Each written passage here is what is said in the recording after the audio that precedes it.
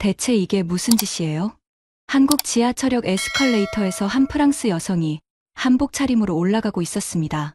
긴 치마 차림의 그녀는 불편한 듯 계속 옷매무새를 고치고 있었는데요. 그런데 갑자기 뒤에 있던 한국 남성이 그녀의 치마를 그대로 확 찢어버렸다고 합니다.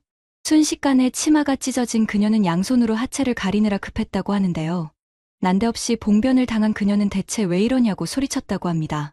그런데 1년 후 이 두 사람이 결혼식을 올렸다는 놀라운 반전이 기다리고 있습니다. 무슨 상황인지 한번 들어보시죠. 잠깐, 여러분 그거 아시죠? 여러분의 구독, 좋아요, 알림 설정은 저에게 가장 큰 선물입니다. 안녕하세요, 여러분. 제가 오늘 들려드릴 이야기는 정말 믿기 어려운 일입니다. 29살 프랑스 여자가 어떻게 한국에서 인생을 완전히 바꾸게 되었는지 말이에요. 제 이름은 엘리사예요. 파리에서 태어나 자란 패션 디자이너였습니다. 그런데 왜 였다고 과거형으로 말하냐고요? 그 이유를 지금부터 차근차근 들려드릴게요. 파리의 유명한 패션하우스에서 일하던 시절을 떠올려보면 정말 지겨웠습니다. 매일 똑같은 일상의 반복이었어요. 샤넬, 디올, 생로랑 이런 브랜드들의 그림자 속에서 제가 만드는 건 항상 비슷비슷한 서양식 디자인들 뿐이었습니다. 검은색 재킷, 하얀색 블라우스, 베이지색 코트. 아, 정말 숨이 막힐 것 같았어요. 어느 날 아침 거울을 보며 문득 이런 생각이 들었습니다. 내가 정말 원하는 디자인은 뭘까? 그때 제 마음 한구석에선 뭔가 새로운 영감을 갈망하고 있었어요. 하지만 파리 어디를 둘러봐도 새로운 건 없었습니다. 그저 천편일률적인 유럽 스타일뿐이었어요. 그러던 어느 금요일 저녁이었습니다. 친구 마리가 갑자기 전화를 걸어왔어요. 엘리사, 내일 시간 있어? 루브르 근처에서 아시아 전통의상 전시회가 열린다던데. 솔직히 별로 관심이 없었어요. 그냥 친구 부탁이니까 따라가자는 마음이었습니다. 하지만 지금 생각해보면 그때 마리가 전화하지 않았다면 제 인생은 완전히 달랐을 거예요. 운명이란 게 정말 신기하죠. 전시회장에 들어서는 순간 제 시선을 사로잡은 건 중국 치파오도, 일본 기모노도 아니었습니다. 바로 한복이었어요. 그 순간을 어떻게 설명해 드릴까요? 마치 제가 지금까지 흑백 세상에서 살다가 갑자기 컬러 세상을 본 것 같았습니다. 연분홍색 저고리 위로 흐르는 곡선, 하늘색 치마가 만들어내는 우아한 실루엣. 정말 숨이 멎을 것 같았어요. 심장이 두근두근 뛰기 시작했습니다. 특히 한 벌의 한복 앞에서 저는 완전히 넋을 잃었어요. 자주색과 노란색이 조화를 이룬 색동저고리였는데 그 색감의 조화가 정말 환상적이었습니다. 서양 패션에서는 절대 볼 수 없는 대담하면서도 우아한 색의 만남이었어요. 마치 무지개가 옷으로 변한 것 같았습니다. 이건 뭔가 완전히 달라. 저는 그 한복 앞에서 1시간 넘게 서 있었어요. 다른 관람객들이 지나가도 전혀 신경 쓰이지 않았습니다. 마치 그 옷이 저에게 뭔가를 속삭이고 있는 것 같았거든요. 손끝이 저릿저릿했어요. 설명 팻말을 자세히 읽어보니 더욱 놀라웠습니다. 한복의 곡선은 자연의 흐름을 담았다고 하더라고요. 저고리의 둥근 라인은 하늘을, 치마의 A라인은 대지를 의미한다고 했습니다. 와, 정말 철학이 담긴 옷이구나 싶었어요. 단순한 옷이 아니었습니다. 그런데 더 신기한 건 한복을 입은 모델의 사진이었어요. 그 여성의 표정이 정말 평화로워 보였거든요. 마치 옷 자체가 마음을 편안하게 해주는 것 같았습니다. 눈빛이 맑고 고요했어요. 집으로 돌아가는 지하철 안에서도 저는 계속 한복 생각만 했습니다. 그 곡선들, 그 색감들이 머릿속에서 맴돌았어요. 평소 같았으면 스마트폰으로 인스타그램을 봤을 텐데 그날은 창밖만 바라보며 한복 디자인을 상상했습니다. 마음이 이상하게 설렜어요. 내가 찾던 새로운 영감은 바로 여기 있을 거야. 그날 밤, 저는 잠을 이룰 수가 없었어요. 머릿속에서 한복의 이미지들이 계속 떠올랐거든요. 새벽 3시까지 침대에서 뒤척이다가 결국 일어나서 스케치북을 펼쳤습니다. 그리고 제 손은 저도 모르게 한복의 곡선을 그리기 시작했어요. 저고리의 부드러운 라인, 치마의 우아한 실루엣. 그리고 문득 이런 생각이 들었습니다. 이 옷의 본고장에 가서 직접 배워보면 어떨까? 가슴이 두근거렸어요. 다음 날 아침, 저는 바로 인터넷으로 한국에 대해 검색하기 시작했어요. 한복의 역사, 한국의 문화, 서울의 모습들. 보면 볼수록 더 매력적이었습니다. 특히 경복궁 사진을 봤을 때는 정말 심장이 뛰었어요. 그 웅장하면서도 아름다운 궁궐 앞에서 한복을 입은 사람들의 모습이 너무 멋있어 보였거든요. 그래, 결정했어. 한국에 가자. 주변 사람들의 반응은 예상대로였습니다. 부모님은 물론 친구들도 모두 걱정스러워했어요. 엘리사, 정말 미쳤구나. 파리 패션계에서 잘 나가는 내가 왜 갑자기 한국에 1년이나 떠난다고. 그동안 쌓아온 커리어는 어떻게 할 거야? 하지만 저는 확신이 있었습니다. 이건 단순한 여행이 아니라 제 인생을 바꿀 모험이라는 걸 느꼈거든요. 온몸에 전율이 흘렀어요. 회사에 1년 휴직을 신청했을 때 상사는 정말 놀라워했어요. 엘리사, 내가 지금 하는 일은 수많은 디자이너들이 꿈꾸는 자리야. 정말 후회하지 않을 거지? 네, 후회하지 않을 거예요. 아니, 지금 가지 않으면 평생 후회할 것 같아요. 목소리가 떨렸지만 의지만큼은 확고했습니다. 드디어 한국행 비행기 티켓을 예약했을 때의 그 떨림을 지금도 생생히 기억해요. 13시간의 긴 비행이었지만 전혀 지루하지 않았습니다. 오히려 설렘으로 가득했거든요. 창밖을 내다보며 계속 상상했어요. 한국은 어떤 곳일까? 한복은 어떻게 만들어질까? 인천공항에 도착했을 때 첫 느낌은 정말 신기했습니다. 공항 자체가 너무 깔끔하고 현대적이었거든요. 그리고 사람들이 정말 친절했어요. 길을 물어봐도 모르는 영어로 열심히 설명해 주려고 하는 모습이 인상적이었습니다. 온몸으로 느껴지는 따뜻함이었어요. 서울역에 도착해서 지하철을 탔을 때는 더욱 놀랐습니다. 이렇게 깨끗하고 정확한 지하철은 파리에서도 본 적이 없었거든요. 그리고 사람들이 정말 질서정연하게 줄을 서는 모습도 신기했어요. 문화가 다르구나 싶었습니다. 숙소에 짐을 풀고 나서 가장 먼저 한 일은 버킷리스트를 작성하는 것이었어요. 그 첫 번째가 바로 이거였습니다. 한복을 입고 경복궁에서 사진을 찍자. 다음 날 아침, 저는 인사동으로 향했습니다. 한복 대여점들이 많다고 인터넷에서 봤거든요. 인사동 거리를 걸으면서 느낀 건 전통과 현대가 정말 자연스럽게 어우러져 있다는 것이었어요. 한옥 카페 옆에 현대적인 갤러리가 있고 전통 찻집 건너편에 세련된 부티크가 있더라고요. 한복 대여점에 들어갔을 때 사장님이 정말 친절하게 맞아주셨어요. 어서 오세요. 외국인이신가요? 한복 처음 입어보세요. 네, 프랑스에서 왔어요. 한복이 정말 아름다워서. 사장님은 제 체형과 피부톤을 보시더니 연보라색 저고리와 흰색 치마를 추천해 주셨습니다. 그리고 직접 입는 방법까지 자세히 알려주셨어요. 저고리 끈을 매는 방법, 치마를 예쁘게 입는 방법, 하나하나 정성스럽게 가르쳐 주셨습니다. 탈의실에서 한복을 입고 거울을 본 순간 그 감동을 어떻게 표현해야 할까요? 마치 제가 완전히 다른 사람이 된 것 같았어요. 우아하고 품격 있는 여성으로 변신한 기분이었습니다. 가슴이 벅차올랐어요. 와, 이게 나야? 거울 속 제 모습이 정말 낯설면서도 아름다워 보였습니다.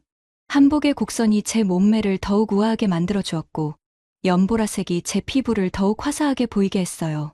마치 동화 속 공주가 된 기분이었습니다. 경복궁으로 향하는 길에 사람들의 시선을 느꼈어요. 하지만 놀리는 시선이 아니라 감탄하는 시선이었습니다. 몇몇 분들은 정말 예쁘다라고 말씀해 주시기도 했어요. 뿌듯했습니다. 경복궁 입구에 도착했을 때의 그 웅장함이란 정말 말로 표현할 수 없었어요. 높은 성문과 그 뒤로 보이는 궁궐의 모습이 마치 동화 속 한 장면 같았습니다. 숨이 막힐 정도로 아름다웠어요. 한복을 입고 경복궁 안을 걸어다니는 순간 저는 마치 시간여행을 하는 기분이었습니다. 수백 년 전 이곳을 걸어다녔을 궁중 여인들의 마음이 이런 거였을까 싶었어요. 한복의 치마가 바람에 살랑살랑 흔들리며 만들어내는 소리까지도 아름다웠습니다. 근정전 앞에서 사진을 찍으며 저는 확신했어요. 이건 단순한 옷이 아니라 예술이야. 그리고 그 순간 제 마음속에서 무언가가 확실해졌습니다. 저는 이 예술을 제대로 배우고 싶었어요. 한국에서 1년을 보내며 한복의 모든 것을 알아보고 싶었습니다. 그날 저녁 숙소로 돌아와서 일기를 쓰면서 제 마음을 정리했습니다. 한국에 온 지 이틀밖에 안 됐는데 벌써 이렇게 많은 감동을 받다니. 앞으로 1년이 정말 기대되었어요. 하지만 그때는 몰랐습니다. 바로 다음 날, 제 인생을 완전히 바꿀 만남이 기다리고 있다는 걸 말이에요. 다음 날 아침, 저는 다시 경복궁을 찾았어요. 어제 너무 감동받아서 한 번 더 보고 싶었거든요. 이번에는 더 자세히 구경하고 싶어서 일찍 출발했습니다. 아침 햇살을 받은 궁궐의 모습이 정말 환상적이었어요. 고즈넉한 분위기 속에서 새소리만 들리는 게 마치 다른 세상에 온 것 같았습니다. 근정전 뒤편을 구경하며 사진을 찍고 있는데 문득 길을 잃은 것 같았어요. 어디서 들어왔는지도 기억이 안 나고 출구가 어디인지도 모르겠더라고요. 스마트폰으로 지도를 봐도 궁궐 안에서는 정확한 위치를 파악하기 어려웠습니다. 점점 불안해졌어요. 어떻게 하지? 당황스러워하며 주변을 둘러보는데 저 멀리서 한 남자가 걸어오는 게 보였어요. 키가 크고 단정한 모습이었습니다. 깔끔한 재킷을 입고 있었는데 왠지 믿음직스러워 보였어요. 그런데 그 사람이 저에게 다가와서 정중하게 인사하더라고요. 안녕하세요. 길을 찾고 계세요? 목소리부터 달랐습니다. 차분하고 따뜻했어요. 아, 네. 어떻게 나가야 할지 모르겠어서요. 그의 목소리는 차분하고 따뜻했습니다. 그리고 무엇보다 영어를 정말 유창하게 하더라고요. 제가 외국인인 걸 알고 배려해주는 모습이 인상적이었어요. 마음이 한결 편해졌습니다. 저는 도윤이라고 합니다. 건축가로 일하고 있어요. 이 궁궐에 자주 와서 잘 알거든요. 안내해 드릴게요. 건축가라고 하니까 더욱 신뢰가 갔어요. 그렇게 도윤 씨와의 만남이 시작되었습니다. 그는 저를 안내하면서 정말 놀라운 이야기들을 들려줬어요. 보세요. 저 처마의 곡선을 보면 한복의 저고리 라인과 똑같아요. 저는 깜짝 놀랐습니다. 그의 말을 듣고 처마를 다시 보니 정말 그렇더라고요. 그리고 기둥과 기둥 사이의 간격은 한복 치마가 바람에 펄럭이는 폭과 비슷하죠. 정말 놀라웠어요. 어제 한복을 입고 이곳을 걸어다닐 때 느꼈던 그 조화로운 느낌의 비밀이 바로 이거였구나 싶었습니다. 소름이 돋았어요. 정말 신기해요. 저는 패션 디자이너인데 어제 한복을 입고 여기를 걸어다니면서 뭔가 자연스럽다고 느꼈거든요. 아, 패션 디자이너시는군요. 그의 눈이 반짝였어요. 그럼 더 잘 이해하실 거예요. 우리 조상들은 건축과 의상을 따로 생각하지 않았어요. 도윤 씨는 정말 박식했습니다. 처마 하나하나, 기둥 하나하나에 담긴 의미를 설명해 주는데 마치 살아있는 역사책을 읽어주는 것 같았어요. 그리고 무엇보다 그의 설명 방식이 너무 매력적이었습니다. 목소리 톤도 좋고 손짓도 우아했어요. 저기 보이는 창호지의 격자 무늬도 한복의 규칙적인 바느질성과 같은 원리예요. 정말 감탄스러웠습니다. 모든 게 연결되어 있죠.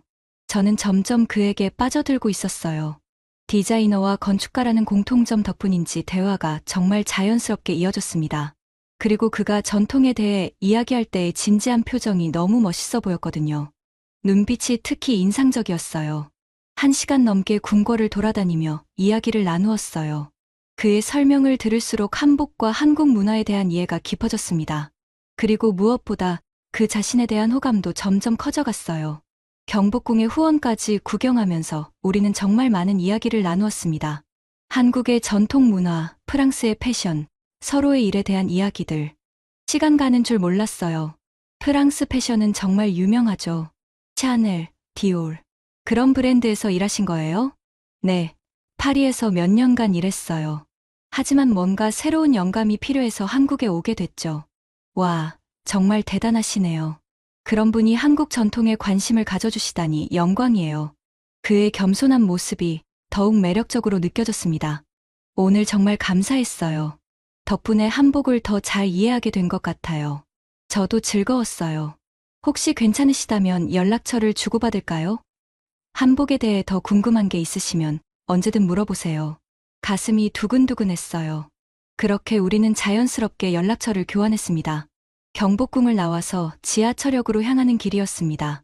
도윤 씨가 친절하게 지하철역까지 안내해준다고 했거든요. 우리는 계속 이야기를 나누며 걸었어요. 발걸음이 절로 느려졌습니다. 지하철역에 도착해서 에스컬레이터를 타는 순간이었어요.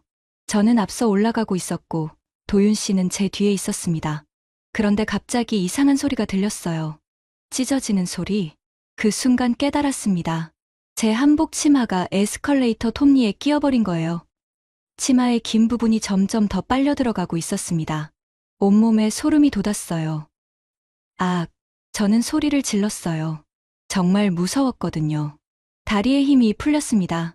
그런데 그 순간 도윤 씨가 번개같이 움직였어요. 재빨리 제 치마를 움켜잡고 힘껏 찢어내면서 저를 위로 끌어올렸습니다. 괜찮으세요? 다치지 않으셨죠? 그의 목소리는 떨리고 있었어요. 저보다 더 놀란 것 같았습니다. 그리고 즉시 자신의 외투를 벗어서 제 허리에 둘러줬어요. 찢어진 치마 때문에 다리가 많이 보였거든요. 0.7초만 늦었으면 큰일 날 뻔했어요. 그의 말을 들으니 더욱 무서웠습니다. 정말 큰 사고가 날 뻔했구나 싶었어요. 손이 부들부들 떨렸습니다. 그런데 더 놀라운 건 도윤 씨의 행동이었어요. 위급한 상황에서도 이렇게 침착하고 배려심 있게 행동할 수 있다니. 에스컬레이터에서 벗어나 안전한 곳에 도착했을 때 저는 비로소 상황을 정리할 수 있었어요. 한복 치마는 크게 찢어져서 입을 수 없는 상태였습니다. 그리고 무엇보다 이건 대여한 옷이었거든요. 어떻게 하지?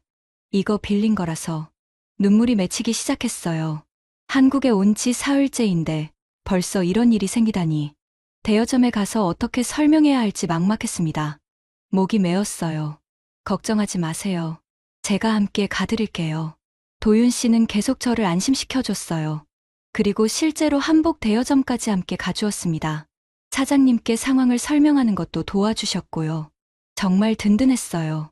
하지만 사장님의 반응은 예상대로였어요. 이거 완전히 망가졌네요. 이거 얼마나 비싼 한복인데 변상하셔야 해요. 사장님이 말하는 변상 금액을 듣고 저는 정말 당황스러웠습니다. 생각보다 훨씬 큰 금액이었거든요. 제가 어떻게 대답해야 할지 망설이고 있는데 그때 도윤 씨가 나섰어요. 책임은 제가 지겠습니다. 한치의 망설임도 없었습니다. 그의 목소리는 단호했어요. 사장님을 바라보며 차분하게 말했습니다.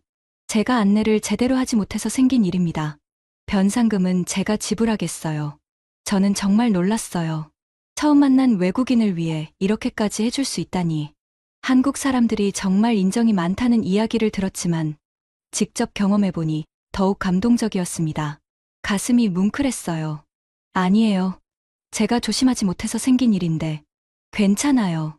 제가 에스컬레이터 주의사항을 미리 알려드렸어야 했는데 그러지 못했네요. 그는 자연스럽게 책임을 지려고 했어요. 마치 그게 당연한 일인 것처럼 말이에요. 저는 그 순간 깨달았습니다. 이 남자는 다르다.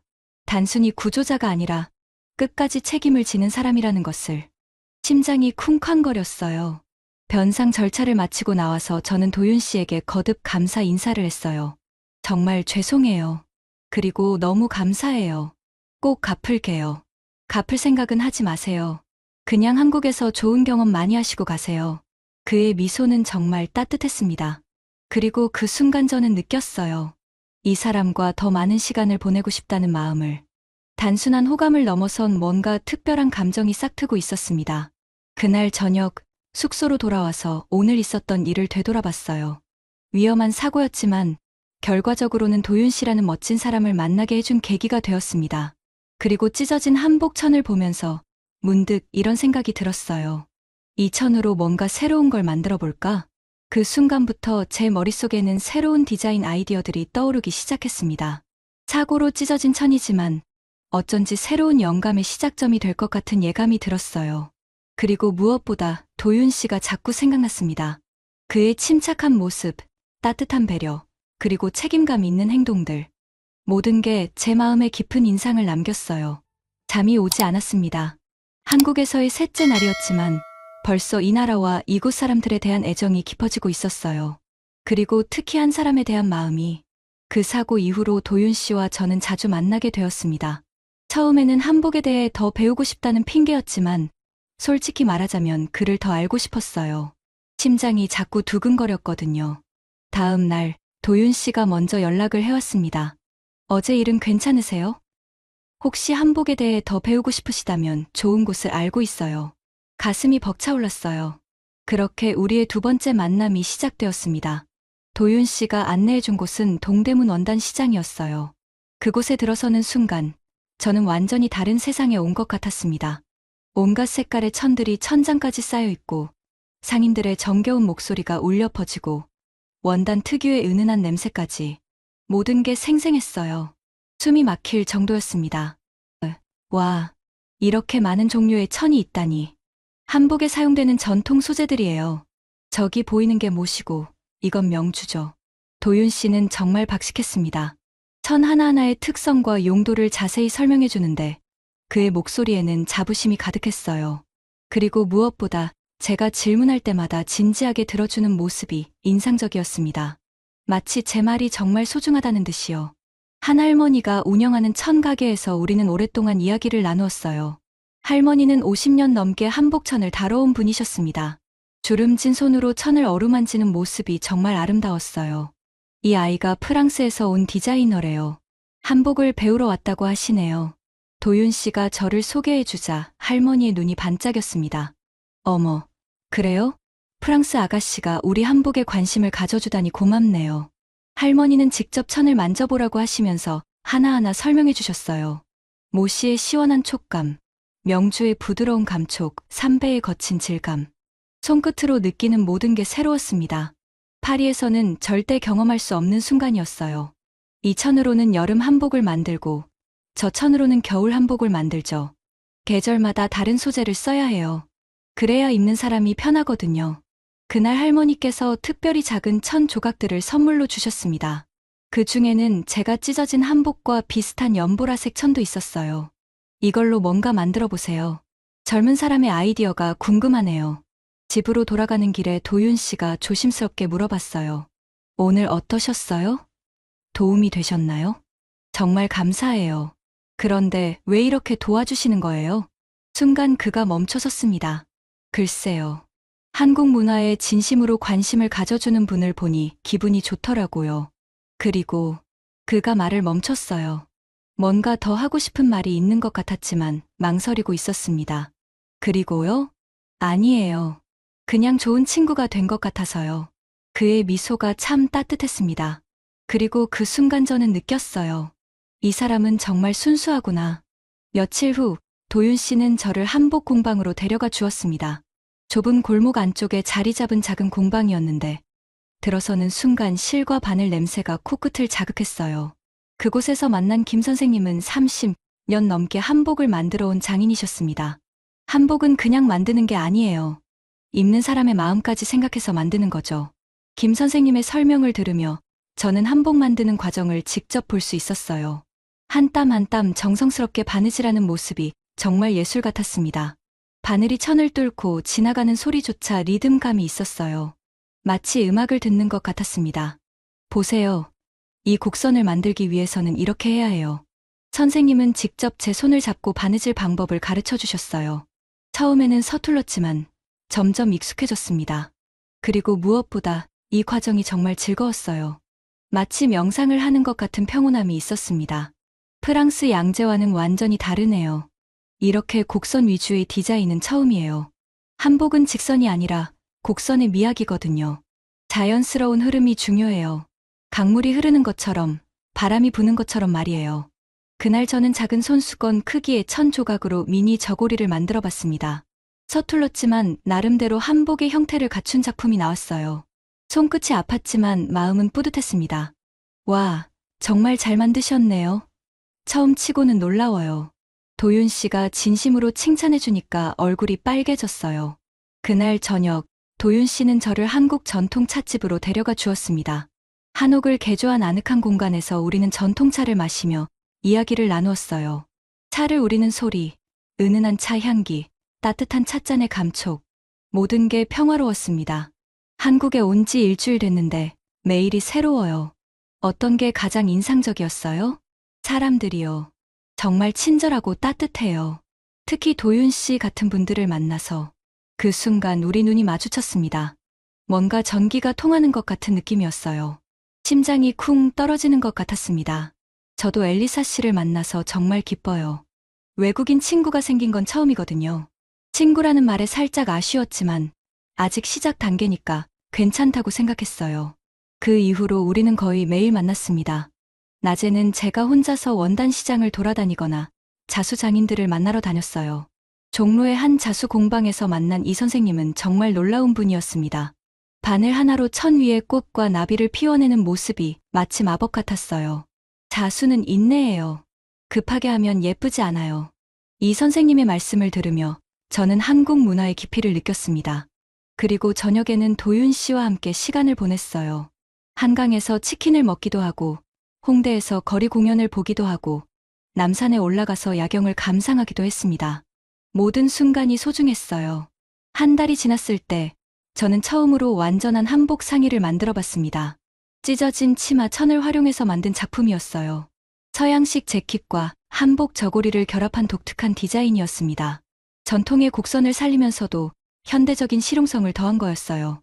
이거 정말 새로운데요? 한복도 아니고 양복도 아니고 김 선생님도 신기해하셨습니다. 동서양이 만난 느낌이에요. 정말 독창적이네요. 그 작품을 도윤 씨에게 보여줬을 때 그의 반응이 정말 인상적이었어요. 한참 동안 말없이 바라보더니 천천히 입을 열었습니다. 와, 이런 발상은 어떻게 하신 거예요? 정말 놀라워요. 사고로 찢어진 천이었잖아요. 버리기 아까워서 뭔가 새로운 걸 만들어 보고 싶었어요. 버려질 뻔한 것에서 새로운 아름다움을 만들어내시다니. 그가 잠시 말을 멈췄어요. 정말 대단해요. 그의 칭찬에 얼굴이 화끈거렸습니다. 그리고 그 순간 깨달았어요. 저는 이 사람을 좋아하고 있다는 걸. 2달째부터는 우리 관계가 조금씩 변하기 시작했습니다. 단순한 친구 사이가 아니라 뭔가 더 특별한 감정이 생기고 있었어요. 도윤 씨도 저를 바라보는 눈빛이 달라졌습니다. 어느 날 저녁, 한강에서 치킨을 먹으며 이야기를 나누고 있었어요. 한국 생활은 어때요? 적응 잘 되세요? 처음엔 모든 게 낯설었는데, 이제는 정말 편해요. 특히 안전하다는 게 제일 좋아요.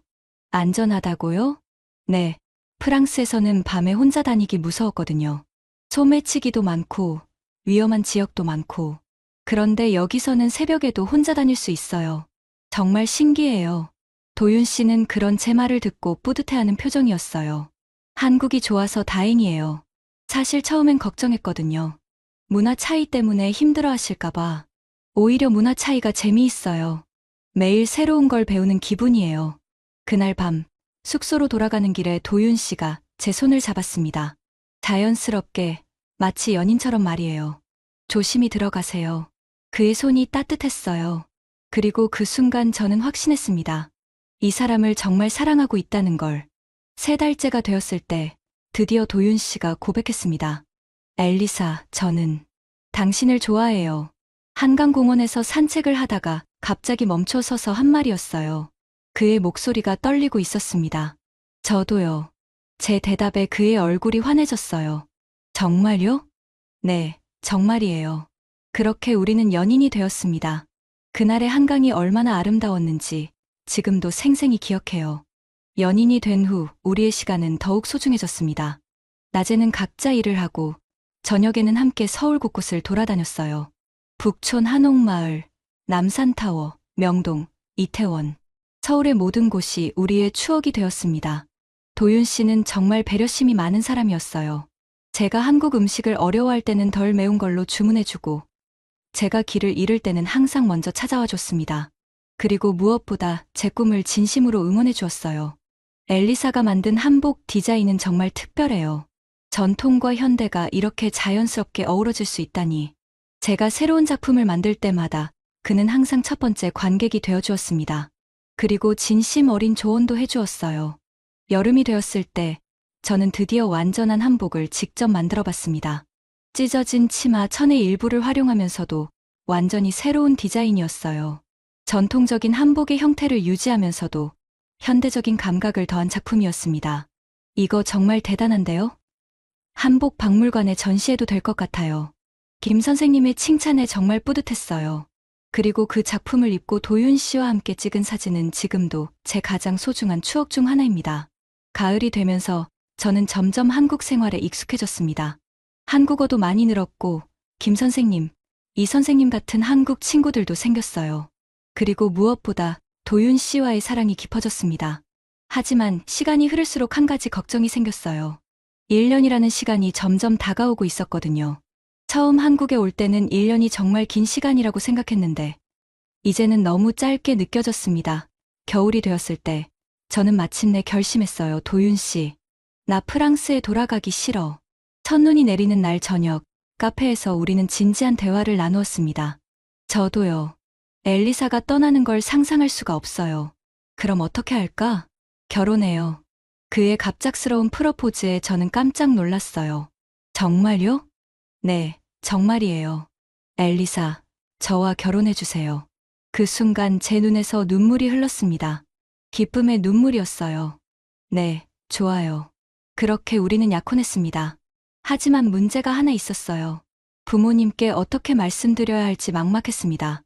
1년이 다 되어가는 시점에서 저는 드디어 부모님께 전화를 드렸습니다.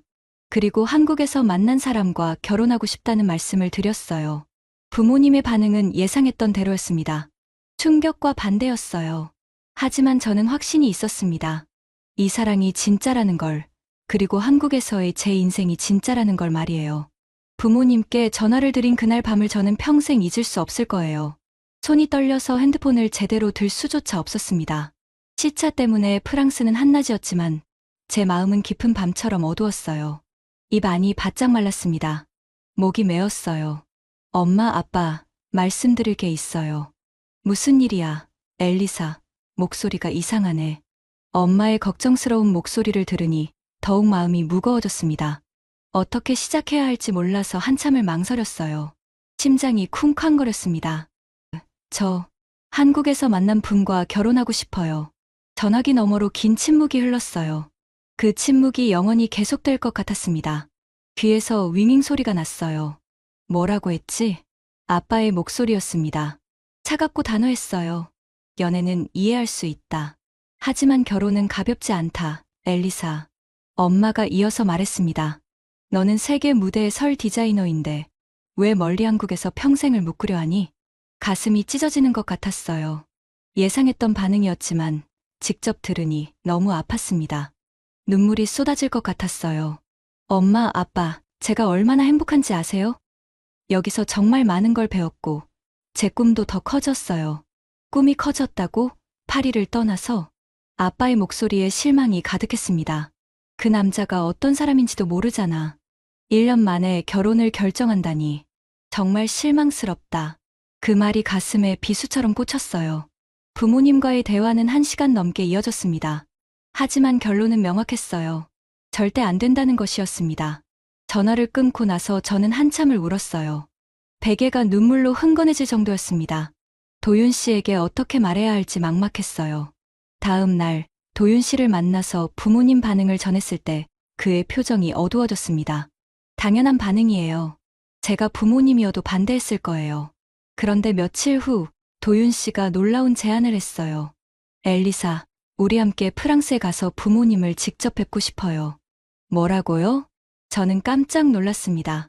부모님께 직접 인사드리고 우리의 진심을 보여드리고 싶어요. 혼자 가면 불안하시잖아요. 그런 생각은 꿈에도 못했거든요. 가슴이 벅차올랐어요. 하지만 비용도 많이 들고 불어도 못하시잖아요. 괜찮아요. 불어 공부하면 되죠. 그리고 엘리사를 위해서라면 뭐든 할 수 있어요. 그의 진심이 절절히 느껴졌습니다. 목소리가 떨리고 있었지만 눈빛은 확고했어요. 이런 사람이구나. 다시 한번 깨달았습니다. 그 후 1달 동안 도윤 씨는 정말 미친 듯이 불어를 공부했어요. 매일 저와 만날 때마다 불어 연습을 했습니다.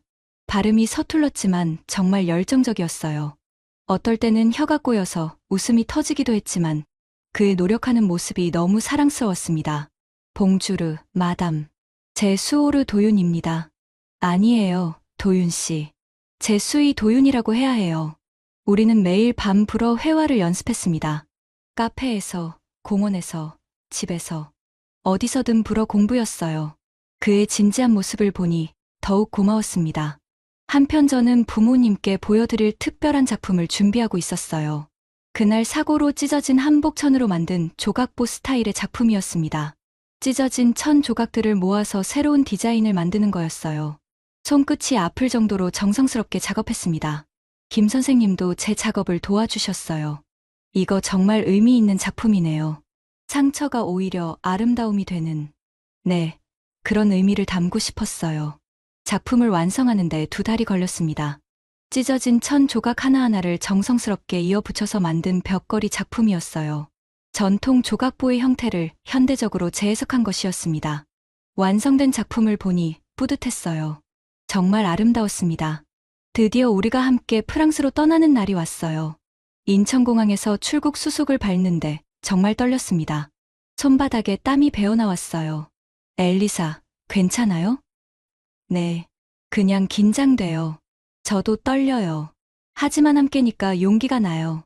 그의 따뜻한 손을 잡으니 마음이 조금 진정됐습니다. 파리에 도착한 후 우리는 호텔에 짐을 풀고 부모님께 연락드렸어요. 깜짝 방문보다는 미리 말씀드리는 게 좋겠다고 생각했거든요. 엄마, 저 파리에 왔어요. 도윤 씨랑 함께요. 뭐, 갑자기? 부모님께 직접 인사드리고 싶어서요. 다음 날, 우리는 부모님 댁을 찾아뵈었습니다. 어린 시절 추억이 담긴 그 집 앞에 선이 감회가 새로웠어요. 도윤 씨는 정장을 말끔히 차려입고 제 옆에 서 있었습니다. 초인종을 누르니 아빠가 나오셨어요. 봉주르 아버님. 도윤 씨가 서툰 불어로 정중하게 인사했습니다. 아빠의 표정은 여전히 차가웠어요. 들어와. 거실에서 부모님과 마주 앉았을 때 정말 긴장됐습니다. 공기가 무거웠어요. 왜 왔지? 아빠가 단도직입적으로 물으셨습니다. 부모님께 저희의 진심을 보여드리고 싶어서요. 제가 먼저 입을 열었어요. 그리고 준비해온 작품을 꺼내서 보여드렸습니다. 이건 사고로 찢어진 한복천으로 만든 조각보예요. 부모님은 말없이 작품을 바라보고 계셨어요. 저는 떨리는 목소리로 계속 설명했습니다. 버려질 수 있던 천 조각이 모여 새로운 아름다움이 되듯 저도 한국에서 제 인생을 새롭게 짜고 싶습니다. 목이 메었지만 끝까지 말씀드렸어요. 이건 제 커리어를 버리는 게 아니라 완성시키는 길이에요. 그리고 그 길에는 사랑도 함께 있습니다. 그때 도윤 씨가 일어서서 깍듯하게 인사했습니다. 저는 엘리사를 평생 행복하게 해드리겠습니다. 한국에서도 디자이너로서 성공할 수 있도록 도와드리겠어요. 한참의 침묵이 흘렀습니다. 부모님은 서로 눈을 마주치며 무언가 대화를 나누고 계셨어요. 그 시간이 정말 길게 느껴졌습니다. 심장이 터질 것 같았어요. 그때 아빠가 천천히 입을 열었습니다. 엘리사, 정말 확신하니? 네, 아빠. 정말 확신해요. 그 작품을 보니 내가 얼마나 진지한지 알겠다. 엄마도 조용히 고개를 끄덕이셨어요. 도윤 씨, 우리 딸 잘 부탁해요. 그 순간 도윤 씨의 눈에서 눈물이 흘렀습니다. 저도 모르게 눈물이 쏟아졌어요. 감사합니다. 평생 엘리사를 행복하게 해드릴게요. 부모님이 마침내 우리 결혼을 허락해 주셨습니다. 정말 기적 같은 일이었어요. 한국에 돌아온 후 우리는 본격적으로 결혼 준비를 시작했습니다. 한국식 전통 혼례와 서양식 결혼식을 모두 올리기로 했어요. 준비 과정이 복잡했지만 정말 행복했습니다. 그리고 저는 인사동에 작은 한복 디자인 스튜디오를 열었어요. 김 선생님과 이 선생님이 많은 도움을 주셨습니다. 엘리사 씨 같은 분이 한복을 현대적으로 해석해 주시니 정말 기뻐요. 스튜디오 이름은 구해진 치마로 정했습니다. 그날 사고로 찢어진 치마에서 시작된 모든 이야기를 담고 싶었거든요. 간판을 달 때 정말 감회가 새로웠어요. 개업 첫날, 제 첫 컬렉션을 공개했습니다. 전통 한복의 아름다움을 살리면서도 현대적 감각을 더한 디자인들이었어요. 그 중심에는 찢어진 한복천으로 만든 조각보 시리즈가 있었습니다. 많은 분들이 찾아와 주셨어요. 빌린 옷이었지만 그날은 내 인생을 빌려준 시간이었어. 개업식에서 제가 한 말입니다. 그리고 이제 내 삶은 한국에서 완전히 시작된다. 지금 돌이켜보면 그 에스컬레이터 사고는 저에게 최고의 선물이었어요. 위험한 순간이었지만 그 덕분에 도윤 씨를 만났고 진정한 사랑을 찾았고 제 꿈도 더 크게 키울 수 있었습니다. 한국에 온 지 이제 3년이 되었어요. 도윤 씨와 결혼한 지는 2년이 되었고요. 구해진 치마 스튜디오도 이제 제법 알려져서 해외 주문도 들어오고 있습니다. 프랑스에서도 주문이 와요. 무엇보다 저는 행복합니다. 정말 행복해요. 사랑하는 사람과 함께 꿈을 이루며 살아가는 것, 이보다 더 큰 축복이 어디 있을까요? 그날 찢어진 한복 치마 한 자락이 제 인생을 완전히 바꿔놓았습니다. 정말 신기하죠?